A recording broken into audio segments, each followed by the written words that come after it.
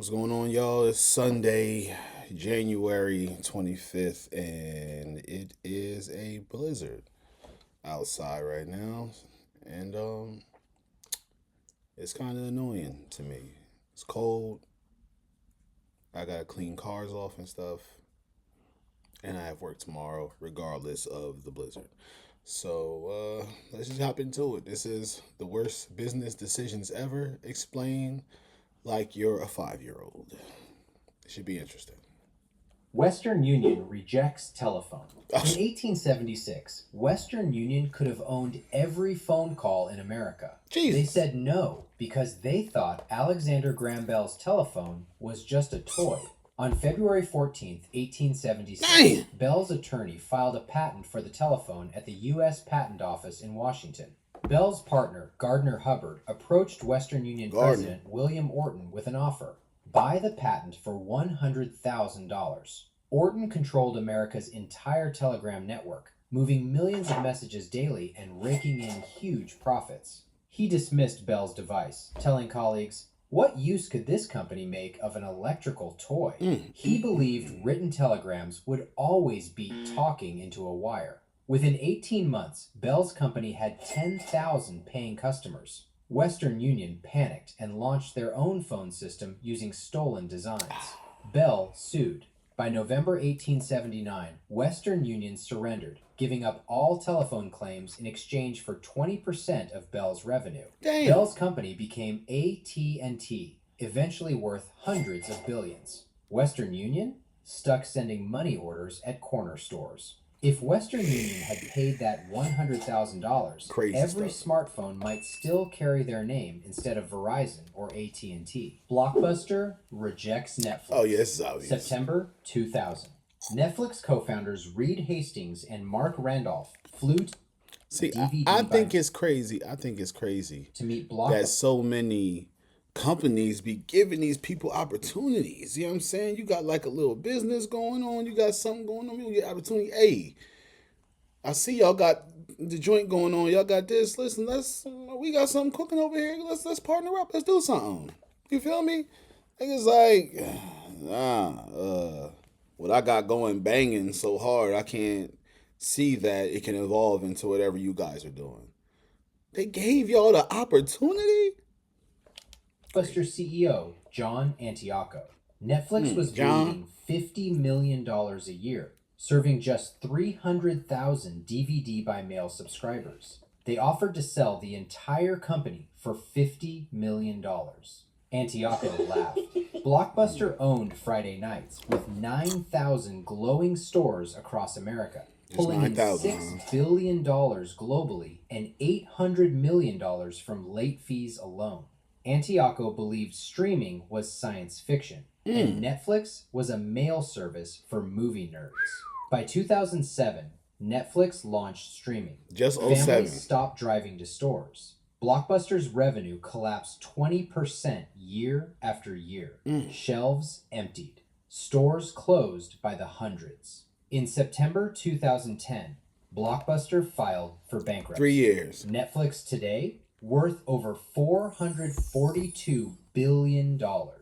If Blockbuster had written that $50 million check in September 2000, this is insane. Friday night might still mean this video giving me anxiety. Hunting for movies on the kids say anxiety instead of scrolling through a queue. Crazy. Yahoo rejects buying Google. 1998. Two Stanford grad students named Larry. I knew Yahoo did some wild shit, but I didn't know it was this wild. Page and Sergey Brin walked into Yahoo's Sunnyvale, California office with an offer. Buy our search engine for $1 million. Yahoo co-founder David Filo said no, insisting search was just a side feature, not a real business. By early 2002, Google was exploding. Yahoo CEO Terry Semel flew to Google's Mountain View headquarters and offered $3 billion to buy the company. Larry and Sergey laughed him off. Yahoo had waited 4 years too long. Dang. Yahoo kept pouring money into building its own search tools, but Google's smart search formula crushed them. Faster, cleaner, smarter results every time. Any of y'all ever see this show used to come on, I think Showtime, Silicon Valley, or HBO. It might be HBO actually. I don't know. It was one of them, but it was Silicon Valley. This remind me of that so much. It was a lot of that going on in the show. Like it was guys that's like they had a little new company and they didn't realize what they had. They had this little machine. It was like faster, cleaner, whatever the fuck they just said. It was just like that. And the other company that was supposed to be the Google was like doing some crazy shit. And it was inside of real world events. So like Google and Yahoo and all that shit still existed. You know what I'm saying? They just put these two new fake companies in it. It's a good show, but there was a lot of this going on. Advertisers fled to Google. By 2008, Google's market value hit $180 billion, while Yahoo shrank. In 2017, Verizon bought Yahoo's leftover pieces for $4.5 billion. Damn, Yahoo. Google today, worth over $3.7 trillion. If Yahoo had spent $3 billion in 2002, we might say Yahoo it instead of Google it. That's and Silicon nasty. Valley's crown might sit on a different head. Kodak. I think they would have said Yahoo'd or something. Yahoo it is nasty, or I don't know. I don't know what they would have did. They'd had to think of something else. Kodak's digital denial. December 1975. Kodak engineer Steve Sasson built the first digital camera in Rochester, New York. It weighed 8 pounds and took 23 seconds to snap one blurry black and white photo. His bosses told him, "That's cute, Steve, but don't tell anyone."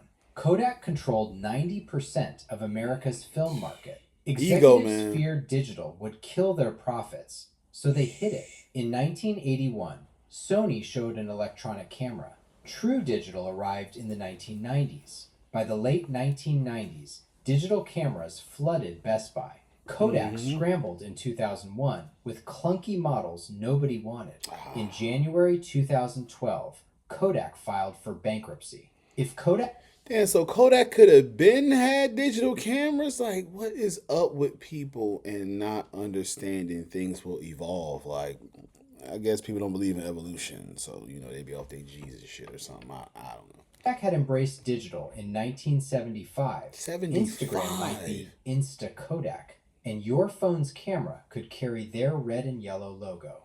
New Coke launch, April 23rd. Oh yeah, I don't remember Coca-Cola this. I was born in CEO '85. Roberto Goizueta I remember hearing about this. New Coke in New York, the first recipe change in 99 years. 99 Coke years. spent $4 million on 200,000 taste tests, showing people liked it sweeter. America erupted. Within days, 1,500 angry calls flooded Coke's hotline daily. Protesters dumped New Coke in Seattle streets. A psychiatrist hoarded 500 cases, terrified. Gay Mullins formed Old Cola Drinkers of America. Pepsi mocked Coke in victory ads. On July 11th, just 79 days later, Coke brought back the original. That's all it took? 79 days. They said, damn, we gotta bring that shit back. It's getting too crazy out here. We gotta fuck that new shit. Cola Classic. ABC's Peter Jennings interrupted General Hospital to announce it. If Coke had never launched New Coke, I'm telling you, people were so weird back in the day. You think people were weird now? No, back in the day, people were weirder. You understand me?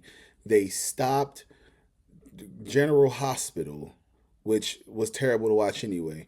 Y'all stopped General Hospital to tell people Coca-Cola's back with the classic. Coca-Cola's back with the classic, and that's newsworthy interruptions. We'd never know how fast a brand can spark national rage. Nokia collapse. February 8th, 2011. And they had that snake Nokia game. CEO Stephen Elop sent his was locked burning in. platform memo to 60,000 employees, admitting Nokia was in flames. Damn. 4 years earlier, Nokia controlled 40% of the global phone market. Then Apple launched the iPhone in 2007. Android exploded. Nokia's Symbian system looked ancient. Apps barely worked. Screens lagged. Elop bet everything on Microsoft's Windows Phone. Developers ignored it. Stores stayed empty. By 2013, Nokia's share collapsed to 3%. Microsoft bought Nokia's phone unit for $7.2 billion, You still got then wrote 7.2. off the entire investment. Nokia vanished from mobile. If Nokia had built a better system in 2008, Finland might still be the mobile capital instead of Cupertino. BlackBerry refuses to adapt. January 9th, I remember 2007. Steve Jobs unveiled the iPhone in San Francisco. Listen, let me tell y'all for real. When the iPhone came out, I don't remember I remember 3 coming out. You know what I'm saying? 1 and 2, I have no idea. I know they was out, but I don't remember none of that. But I did have an Android when somebody I knew had the 3. The 3 was like slimmer, it was like curved in the back somehow. It just it didn't look right. But I never really cared. You know what I'm saying? I had my Android HTC, I think it was, wherever it was. I was popping shit about iPhones. The iPhone 4 came out and I touched that thing with my hands and slid and it was over. I said, I gotta get me an iPhone. It was totally different. The how smooth the screen was to like play games and stuff. We was playing what was it? Words with Scramble with Friends, I think. On an iPhone, I'm better. The glide is smoother. I'm killing shit. You feel me? I said I gotta get me an iPhone, and I ain't been back since. BlackBerry co-CEO Jim Balsillie shrugged from his Ontario office, calling it just a nice consumer device. BlackBerry dominated business with 20 million users, rock-solid security, and instant email. Executives loved the keyboard and blinking red light, but the iPhone had apps. Android followed with more. BlackBerry CEOs refused to pivot, clinging to keyboards. Their Storm touchscreen in 2008 was slow and buggy. By 2013, BlackBerry's share dropped below 1%. They laid off 4,500 workers. In 2000, That's what I'm saying. 4,500 workers gotta go home because y'all upstairs doing dumb shit. You know what I'm saying? What the fuck? A keyboard? That's what y'all thought was gonna hold on? The keyboard? When I can play Temple Run?